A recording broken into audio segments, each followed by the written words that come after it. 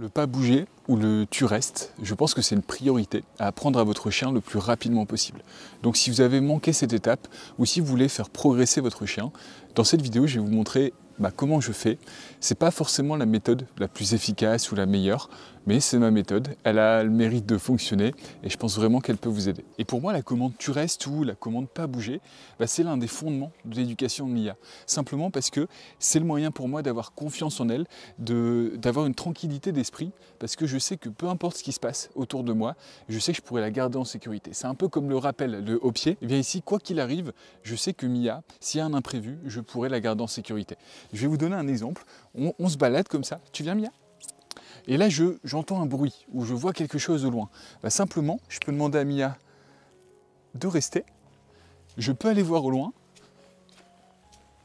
Et une fois que je vois qu'il n'y a pas de problème, soit je reviens la chercher, soit viens, et elle revient. Et ça paraît tout bête, c'est pas une commande qui est compliquée à apprendre, et cette commande, elle vous permet aussi de promener votre chien sans laisse. Mais pour bien le faire, je pense qu'il y a 10 points à respecter, donc je vous ai fait une checklist qui est en description de la vidéo, avec les 10 points à respecter pour pouvoir promener son chien sans laisse. Si ça vous intéresse, c'est gratuit, et je pense que ça peut vous aider.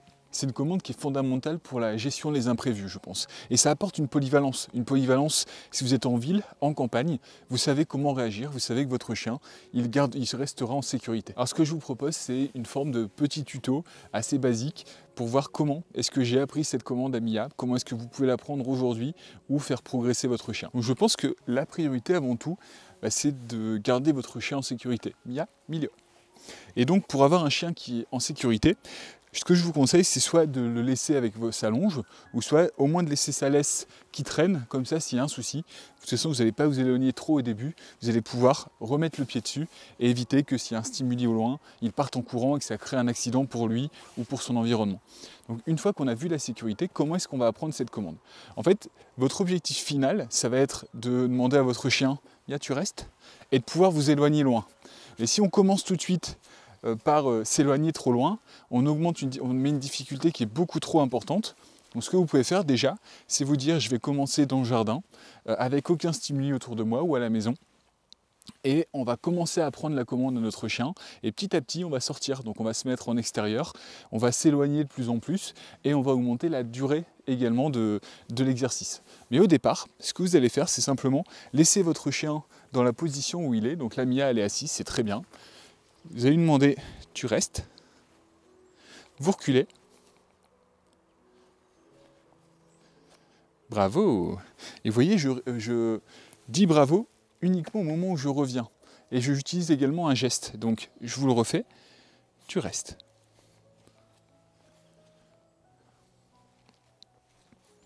Bravo. Et ensuite, je récompense. Donc l'erreur qu'on fait souvent, c'est d'utiliser la friandise en fait comme une forme d'appât.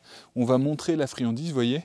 Si je montre ça à Mia, là elle est plus intéressée que par la friandise et pas du tout par moi. Donc la friandise elle est cachée. L'idéal c'est de l'avoir dans une poche ou dans une pochette. Et je recommence, tu restes. Vous reculez d'un pas. Là vous pouvez attendre un peu plus longtemps parce que votre chien, vous voyez qu'il a progressé. Je reviens. Bravo! Et je récompense. Cette récompense en friandise, ça ne va pas être toujours le cas. Vous n'allez pas récompenser votre chien pendant toute sa vie dès qu'il reste ou qu'il obéit à une commande. Mais là, on est dans une phase de façonnage, donc il faut vraiment, pour accélérer les choses, que votre chien comprenne tout de suite ce que vous attendez de lui et qu'il soit récompensé. Au bout de une ou deux ou trois séances, où ça dépend de votre chien et de votre contexte, vous allez ensuite mettre en place l'alternance des récompenses. Donc simplement, tu restes. Je recule d'un pas, mon chien, ça fait quelques fois que je l'entraîne, donc il commence à connaître la commande.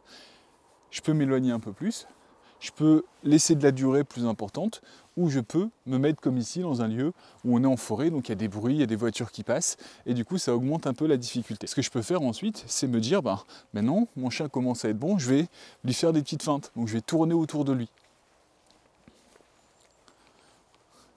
Et même principe qu'au moment du façonnage, je vois que là, elle a bien obéi, je ne vais pas tout de suite aller lui dire bravo et la récompenser, je vais attendre, je vais me repositionner devant elle, attendre une petite seconde ou quelques secondes, bravo Mia, et ensuite, je récompense.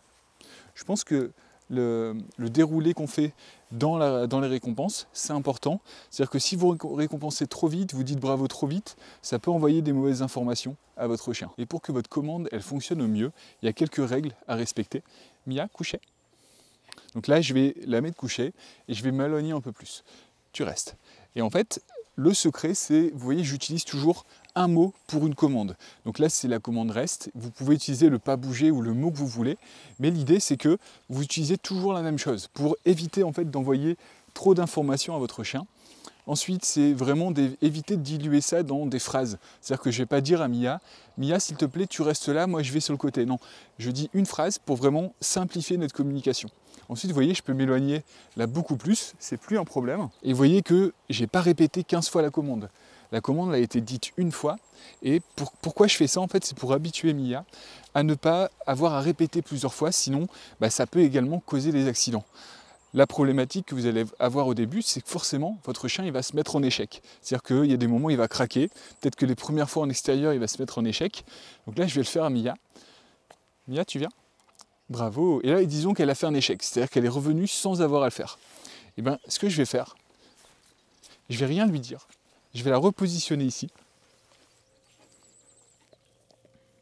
Je n'ai pas redit de commande. Je me replace où j'étais avant. Où je recommence à m'éloigner plus, et ensuite, je reviens vers elle. Mais là, je peux prendre mon temps.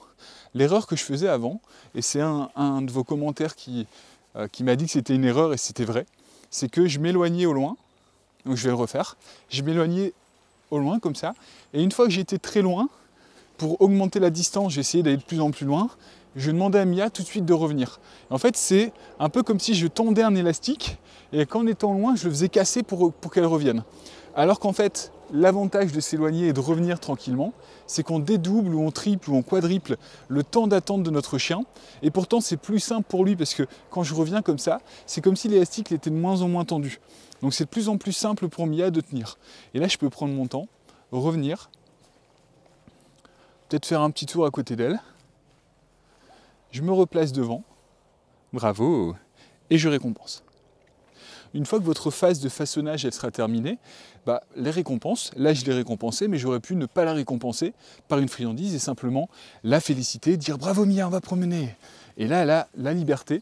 Et en fait, quand on apprend ce type de commande, que ce soit le rappel, que ce soit le reste ou le pas bouger, que ce soit simplement le assis, on peut récompenser par la friandise, mais on peut surtout récompenser par le style de vie qu'on apporte à notre chien, et notamment la liberté. Plus on lui apportera de liberté, plus il sera équilibré, plus il sera heureux, parce que là, le fait qu'elle puisse aller au loin, qu'elle puisse aller sentir où elle veut, courir où elle veut, automatiquement, ça l'équilibre, que ce soit physiquement, que ce soit cognitivement, elle s'habitue à la nouveauté, et ça simplifie énormément, ça fluidifie, je pense, l'éducation que je donne à Mia, et ça simplifie également tous les moments de la vie quotidienne, parce que simplement, comme elle a l'habitude de la nouveauté, elle a l'habitude d'obéir, j'ai beaucoup moins de stress, je suis beaucoup plus neutre, et vous voyez que mes commandes, je ne les dis pas en criant ou en répétant plein de fois.